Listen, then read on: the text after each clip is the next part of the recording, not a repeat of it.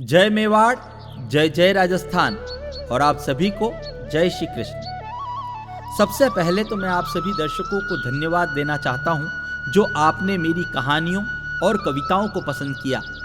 कुछ दर्शकों के विशेष आग्रह पे आज मैं आपको राष्ट्रकवि रामधारी सिंह दिनकर के प्रसिद्ध खंड काव्य रश्मि रथी का एक खंड कृष्ण की चेतावनी सुनाने जा रहा हूं। 7 सर्गों का यह खंड काव्य 1952 में प्रकाशित हुआ था, जो दिनकर जी की कालजेयी रचना है।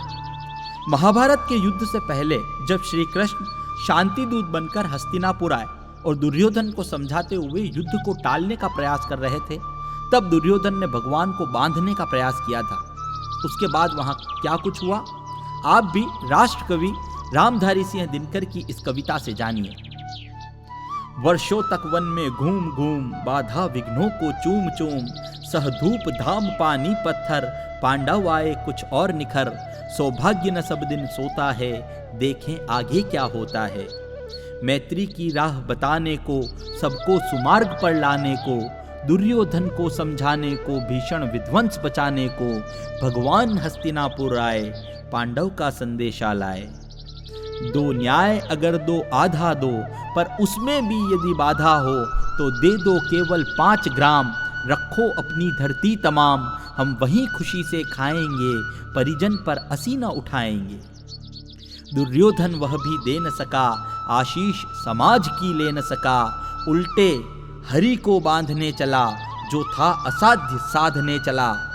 जब नाश मनुज पर छाता है, पहले विवेक मर जाता है। जब नाश मनुज पर छाता है, पहले विवेक मर जाता है। हरि ने भीषण हुंकार किया, अपना स्वरूप विस्तार किया, डगमग डगमग दिग्गज डोले, भगवान कुपित होकर बोले, जंजीर बढ़ाकर साध मुझे, हाँ हाँ दुर्योधन बांध मुझे। यह देख गगन मुझ में लय है, यह देख पवन मुझ में लय है, मुझ में विलीन झनकार सकल, मुझ में लय है संसार सकल, अमृत फूलता है मुझ में, संभार झूलता है मुझ में। उदयाचल मेरा दीप्त भाल, भूमंडल वक्ष स्थल विशाल, भुज परिधि बंध को घेरे हैं, मैनाक मेरु पग मेरे हैं। दीप्ते जो ग्रह नक्षत्र निखर, सब है मेरे मुख के अंदर। अरे दृग हो तो दृश्य अकांड देख, मुझ में सारा ब्रह्मांड देख।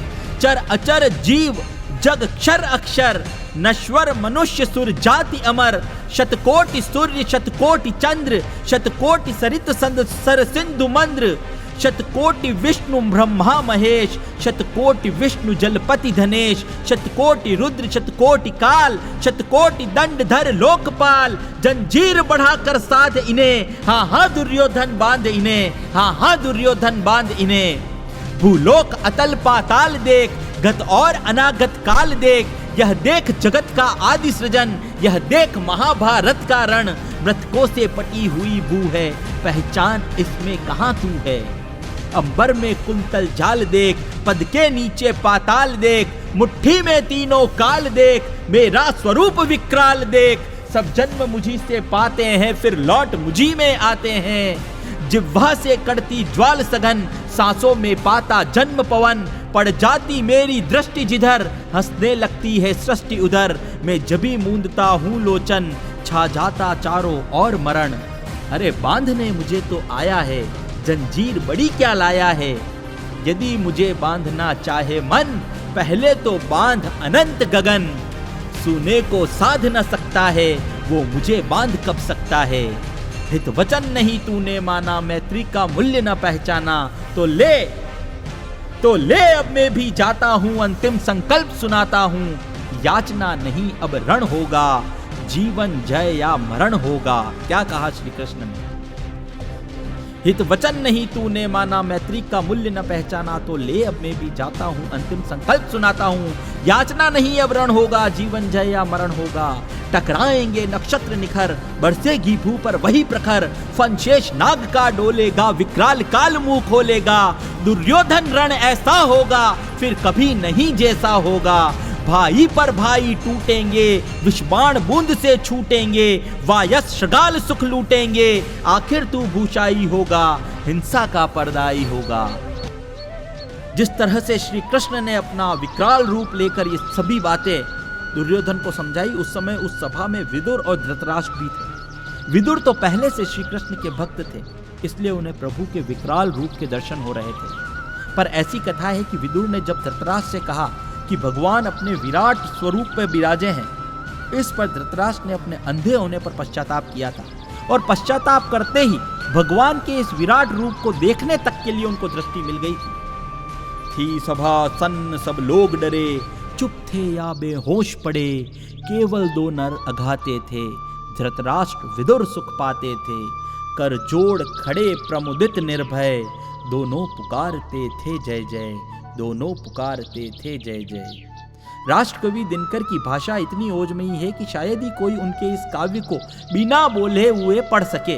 मैंने भी जब इसको पढ़ा तो अनायास ही ये शब्द मेरी जिह्वा पर घड़ते गए, और 3 या 4 बार पढ़ने मात्र से मुझे ये याद हो गए।